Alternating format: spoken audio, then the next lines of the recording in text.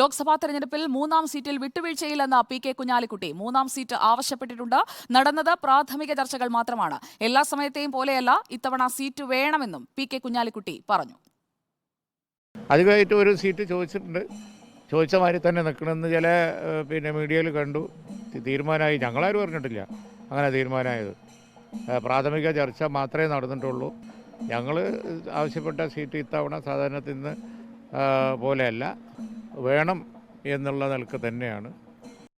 അഷ്കർ അലി കരിമ്പ നമുക്കൊപ്പം. അഷ്കർ അലി കരിമ്പ, നേരത്തെ റോഷിപാൽ സൂചിപ്പിച്ചതനുസരിച്ച് 3-ാമത്തെ സീറ്റ് അത് ഉണ്ടാകില്ല എന്ന് കോൺഗ്രസ് നേതൃത്വം കഴിഞ്ഞ ദിവസത്തെ ഉഭയകക്ഷി ചർച്ചയിൽ ലീഗുമായി സംസാരിച്ചു കഴിഞ്ഞു എന്നുള്ള വിവരങ്ങൾ പുറത്തുവരുമ്പോൾ അങ്ങനെയല്ല, 3-ാം സീറ്റ് അത് തങ്ങൾക്ക് അർഹതപ്പെട്ടതാണ്, അത് കിട്ടിയേ തീരൂ എന്ന നിലപാടിൽ ലീഗ് ഉറച്ചു നിൽക്കുകയാണോ, അതോ കഴിഞ്ഞ തവണയൊക്കെ കണ്ടതുപോലെ പറഞ്ഞു പോകുന്നതേയുള്ളോ? അഷ്കർ.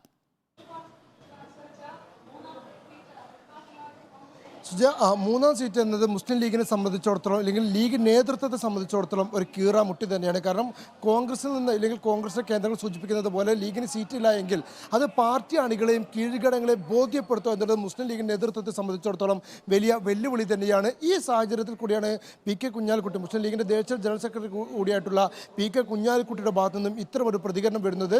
ലീഗിനെ സംബന്ധിച്ചിടത്തോളം ഇത്തവണ 3-ാം സീറ്റ് എന്ന് ആദ്യമായിട്ടാണ്. മുസ്ലിം ലീഗ് നേരത്തെയൊക്കെ ചോദ്യങ്ങൾക്ക് 3-ലധികം സീറ്റുകൾക്ക് അർഹതയുണ്ട് എന്ന് പറയില്ല, ഒരു തവണ പോലും ലീഗ് സീറ്റ് ആവശ്യപ്പെട്ടു എന്ന് പ്രതികരിക്കാൻ തയ്യാറായിരുന്നില്ല. എന്നാൽ ഇന്ന് മാധ്യമങ്ങളെ കണ്ട പി.കെ. കുഞ്ഞാലിക്കുട്ടി പറഞ്ഞത് 3-ാം സീറ്റ് ആവശ്യം മുസ്ലിം ലീഗ് ഉന്നയിച്ചിട്ടുണ്ട്. 3-ാം സീറ്റിൻ്റെ വിഷയത്തിൽ ഇപ്പോൾ നടന്നത് പ്രാഥമിക ചർച്ചകൾ മാത്രമാണ്, കാര്യമായ ചർച്ചകൾ നടന്നിട്ടില്ല.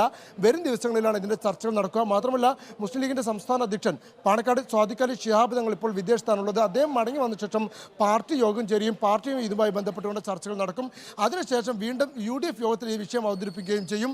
പിന്നെ പ്രത്യേകം അദ്ദേഹം പരാമർശിച്ച ഒരു കാര്യം, എല്ലാ തവണയും പറയുന്നത് പോലെയല്ല, ഇത്തവണ സീറ്റ് വേണം എന്ന നിലപാട് തന്നെയാണ് തങ്ങൾക്കുള്ളത് എന്ന് മാധ്യമങ്ങളോട് അദ്ദേഹം പറയുകയും ചെയ്തു. പക്ഷേ മുസ്ലിം ലീഗ് നേതൃത്വത്തെ സംബന്ധിച്ചിടത്തോളം നേരത്തെ റോഷിപാൽ സൂചിപ്പിച്ചതുപോലെ തന്നെ UDFനെയോ കോൺഗ്രസിനെയോ പ്രതിസന്ധിയിലാക്കുന്ന തരത്തിലേക്ക് 3-ാം സീറ്റ് വാദത്തിൽ ഒരുപക്ഷെ ലീഗ് കടുംപിടുത്തം പിടിച്ചേക്കില്ല.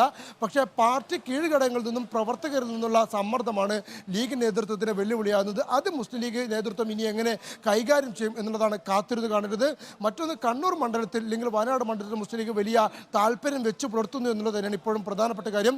വയനാട് രാഹുൽ ഗാന്ധി മത്സരിക്കുകയാണെങ്കിൽ കണ്ണൂരിൽ തന്നെ കൂടുതൽ പ്രതീക്ഷ ലീഗ് വെച്ച് പുലർത്തുന്നത്. കെ സുധാകരൻ ഇത്തവണ മത്സരരംഗത്തേക്കില്ല എന്ന് വ്യക്തമാക്കിയതും കണ്ണൂർ ലീഗിന് ലഭിക്കുമെന്നുള്ള പ്രതീക്ഷയ്ക്ക് മുസ്ലിം ലീഗ് നേതൃത്വത്തിന് ആക്കം കൂട്ടുകയും ചെയ്തിട്ടുണ്ട്. എന്തായാലും പാർട്ടി പ്രവർത്തകരെയും കീഴ്ഘടകങ്ങളെയും തൃപ്തിപ്പെടുത്തിക്കൊണ്ട് ഈ 3-ാം സീറ്റ് വിഷയത്തിൽ മുസ്ലിം ലീഗ് എങ്ങനെ മുന്നോട്ട് പോകും എന്നുള്ളതാണ് ഇനി മറ്റൊന്ന് കാത്തിരുന്ന് കാണേണ്ട വിഷയം. ഇനി അങ്ങനെ മുസ്ലിം ലീഗ് പിന്മാറുകയാണെങ്കിൽ പോലും വരുന്ന നിയമസഭാ തെരഞ്ഞെടുപ്പിൽ വിജയസാധ്യതയുള്ള കൂടുതൽ സീറ്റുകൾ ഉറപ്പ് വാങ്ങി അതിൽ ഉപാധി വെച്ചുകൊണ്ട് മാത്രമായിരിക്കും മുസ്ലിം ലീഗിന്റെ പിന്മാറ്റം എന്നാണ് ഇപ്പോൾ ലീഗ് കേന്ദ്രങ്ങൾ തന്നെ വ്യക്തമാക്കുന്നത്. ഓക്കെ, അഷ്കർ അലി കരിമ്പയാണ് വിവരങ്ങൾ നൽകിയത്. ഇത്തവണ സീറ്റ് വേണമെന്ന പി.കെ. കുഞ്ഞാലിക്കുട്ടി നിലപാടെടുക്കുമ്പോൾ UDF യോഗത്തിലെ ചർച്ചകളാണ് ഇനി നമ്മൾ കാത്തിരിക്കുന്നത്. ആ ചർച്ചയിൽ ഉണ്ടാകുന്ന തീരുമാനം എന്തെന്നറിയാം.